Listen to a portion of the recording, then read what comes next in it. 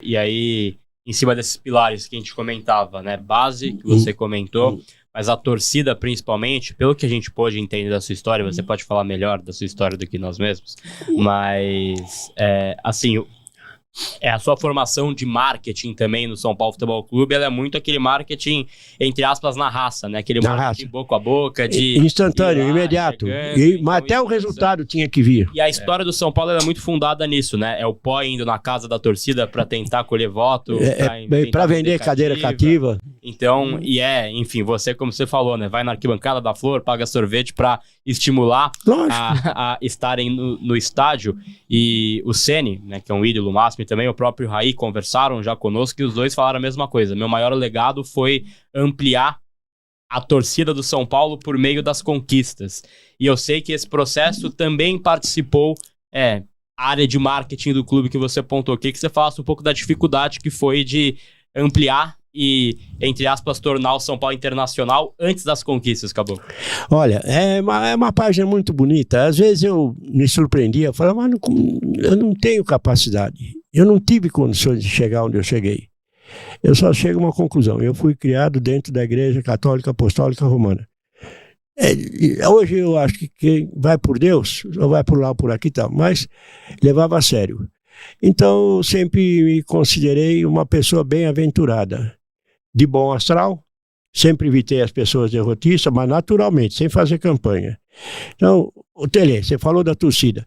O Tele me chamou um dia, ele falou para mim umas 10 vezes, não estou falando mal dele, eu vou embora, eu estou com a minha malinha aqui. Ele falou, a torcida xingou a minha mãe. Se xingar no próximo jogo, eu vou pro vestiário e não volto mais. E agora? Aí dali uns dias ele falou de novo. Aí eu procurei um cara que tinha acesso à torcida. Falei, o Tele vai embora por causa da torcida. E os caras ficaram. Aí eles me procuraram. Eu falei, olha, vocês estão xingando a mãe dele? E ele, nesse ponto, ele é meio xarope. Ele falou, se continuarem xingando ele, ele vai embora. Não quer que xingue a mãe dele. Aí levaram lá as torcidas. Enquanto eu saí de uma sala aqui, fui para outra, quando eu voltei, um estava arrumando a cabeça, estava levantando mesa e cadeira. Aí o segurança falou, seu cara, eles saíram no braço aí. Assim, mas ao mesmo tempo que rolaram no chão, se refizeram. Aí o Tele veio. Falei, Tele, você não vai falar. E eu vou falar com eles. Depois, se não te servir, você fala o que você quer. Ou eles te falam o que quiserem.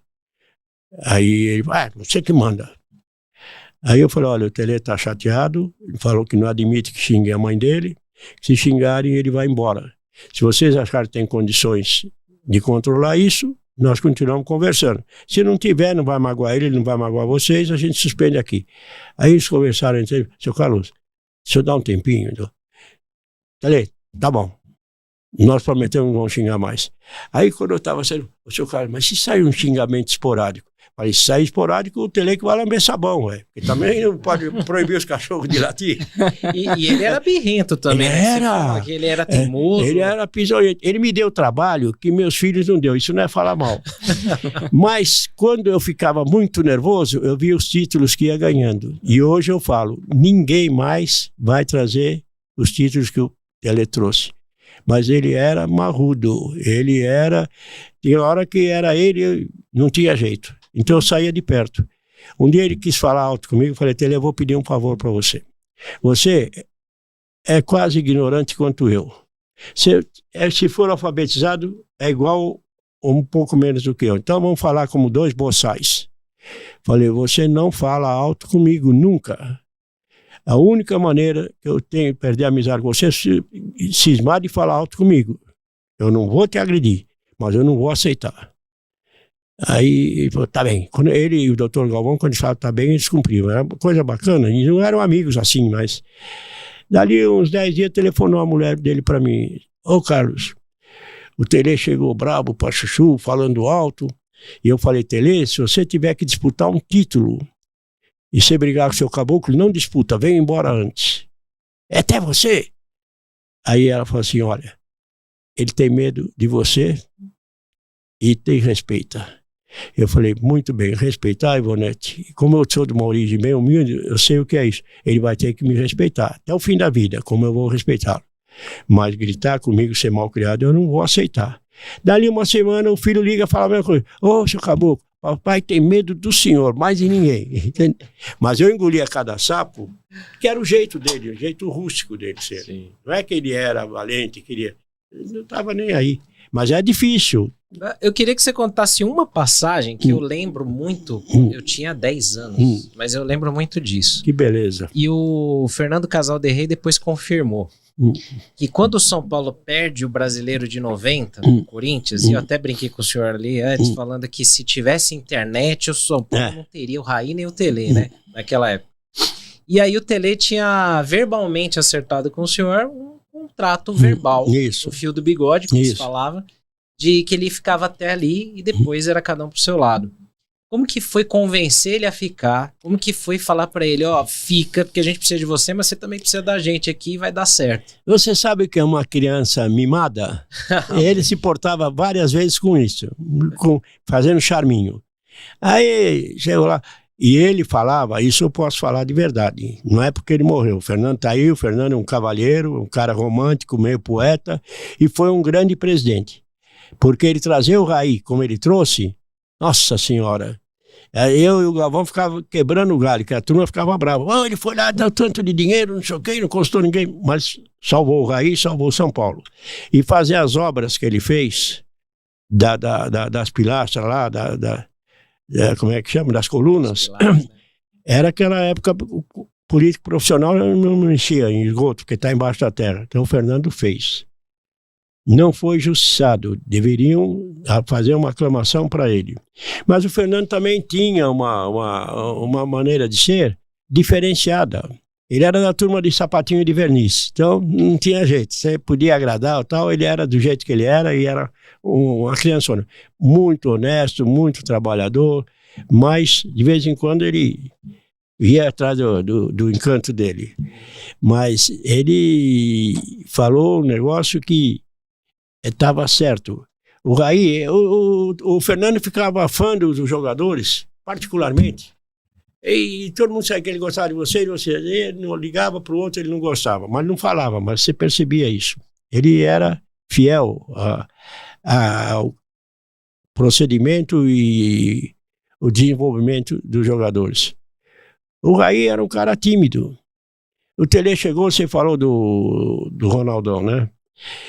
Ele falou, Carlos, e o time? O Pai também fez isso, uma vez veio do Recife. O Pai assumiu a Portuguesa e me telefonou de lá para dar umas dicas. O Pai, você tá louco? Eu sou São Paulino. Ah, mas você se dá com todo mundo e tal. Então eu dei umas dicas pro Tele. Falei, o Raí é tímido. É muito quieto. Não é rebelde e não se acha. O que você mandar, ele faz e pronto. E tem alguns jogadores assim. O Ronaldão é mais do que um atleta. Ele sobe mais que qualquer adversário e derruba o cara e cai junto, que você não sabe se foi ele que caiu ou se o cara que derrubou. E os árbitros também ficam confusos. Mas é um atleta correto. E descreviam 5 ou 6 atletas, né? O Raí, até os últimos contatos, ele falou, puxa, o senhor tinha coragem mesmo. Mas eram pessoas do bem. O São Paulo teve um privilégio, o elenco do São Paulo quase sempre foi de gente séria. Jogadores sérios, jogadores disciplinados, jogadores educados. Isso pesa muito, muito, muito. Não tinha farra, brincadeira de mau gosto, nem nada. A hora que eles tinham que fazer o lazer deles, a gente também tinha que fazer vista grossa. Entende? Às vezes você via um cara tomando uma cerveja, você passava direto. Aí você não viu? Não vi. Entende? Eu dei o Júlio Del Bosque, que já aposentou há 30 anos, ele falou, é verdade que aquela vez em São Luís do Maranhão, você foi visitar um lugarzinho lá que o pai tinha dado licença de 3 horas, tinha passado, e eu fui com você, e eu falei, vou levar você é jornalista, e eu confio em você. Se você achar que eu estou errado, você não vai. Não, eu vou. E ele cumpriu. Aí entramos no lugar, saiu 2, 3 caras.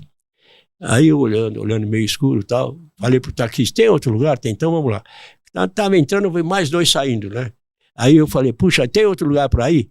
E o Júlio, Caboclo, você não viu ninguém? Eu falei, você viu alguém? Não, eu não vi ninguém. Tá bom. Chegamos no hotel, os 5 ou 6 jogadores que eu vi saindo correndo lá, estavam sentados na escadaria, assim como quem diz, se ele tá achando que nós estamos aprontando, nós estamos aqui. Então você fica em dúvida. Eu vou bater de frente com os caras e vinha para mim, bater na porta do apartamento dos jogadores. Não sei se hoje ainda é assim, o jogador não trancava o apartamento. Encostava a porta só na maçaneta. E o pai ficava me amolando. Seu Carlos, precisa ir ver, pai, eu não sou mãe deles. Não, mas... Então eu ia. Aí ia um jornalista junto comigo, eu ia falando alto no corredor. Então, quando entrava, estavam dormindo, outro cabeça coberta. E os caras falaram, pô, seu Caboclo, os caras são bacanas, não falei? Tá todo mundo nos quartos. E o pai, achou? Contou. Ah, então tá bom. O Caboclo foi lá e deu os parabéns. Todo mundo quietinho no quarto e tal. Mas eu já falava alto no corredor para os caras correrem, não né? adianta. Tem falhas ou coisas que é da idade de você querer bater de frente. Sim. Perde o clube, perde você e perde o atleta. Então tem que ser... Você lê esse livro, a maior parte são depoimentos.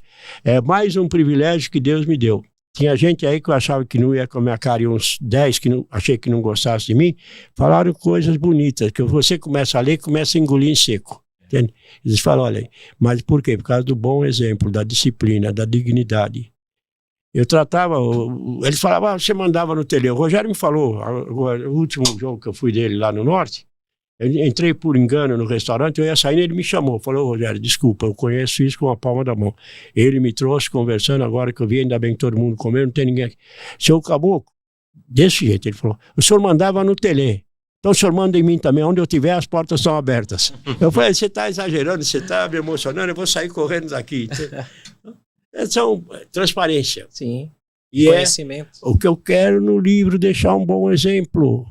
Como é que o menino pobre do bairro da Vila Maria chegar onde eu cheguei? É mais do que milagre, é Deus mesmo, não sou eu não, de verdade. Perseverança, honestidade e gente boa só me ensinando e me dando dica. O pessoal da imprensa me dava cada dica maravilhosa. Fomos jogar em Oruro, os caras da imprensa lá me pegaram no Paraguai, seu Carlos, nós não queremos que o senhor pague uma Copa não, mas se quiser eu pago. Lá em Oruro é o seguinte, é muito alto, é mais alto que La Paz, e a mesma história, o número 10 é assim, o número 11 é assado, tem um outro grandão que se faz de bobo, mas corre muito, então é só correr menos. E dá para arrancar, na pior das hipóteses, o empate. Fomos lá, o Palhinha fez 3 gols, não sentiu altitude. Mas dica dos repórteres. E o que era? Os treinadores acreditarem piamente em mim. Entende? Um dia eu encontrei com o Oswaldo Brandão no aeroporto. Ele falou, eu estou ferrado. Amanhã eu sou padrinho do casamento, estou treinando a seleção em Belo Horizonte. Falei, Brandão, posso falar uma bobagem para você? Você quer tentar? Pode falar. Deu o telefone e o nome do Tele. Falei, o Tele está em Belo Horizonte, está desempregado, telefona para ele, fala o meu nome logo de cara. Quando é assunto muito sério, eu falo, fala o nome, senão o cara já diz como está falando. E no sábado eu ligo a televisão, o Tele estava dirigindo o treino da seleção brasileira. E eu liguei, a mulher dele falou, o senhor é bonzinho, isso aí é só hoje. Falei, é só hoje, mas é o primeiro passo. Então, coisas que você não acredita, as pessoas te davam dicas, te ensinavam, mostravam o lado bom, mostravam onde você estava errando, onde você estava claudicando. Então, é uma passagem bonita. Sofri as piores agruras que o ser humano pode sofrer, eu sofri. Umas 5 ou 6 nesses 87 anos.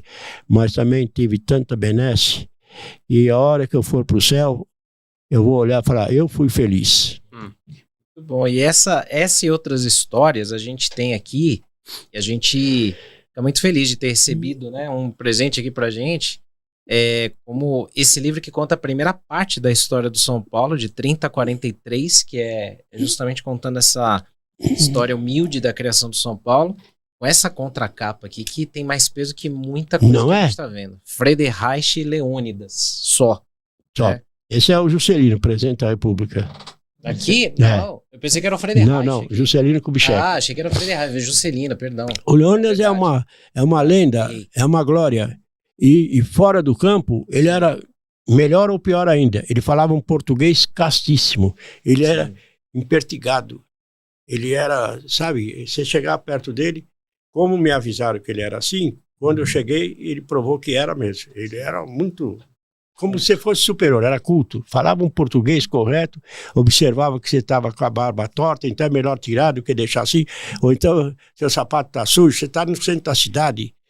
E você fala, caramba, né? E tinha que ficar quieto.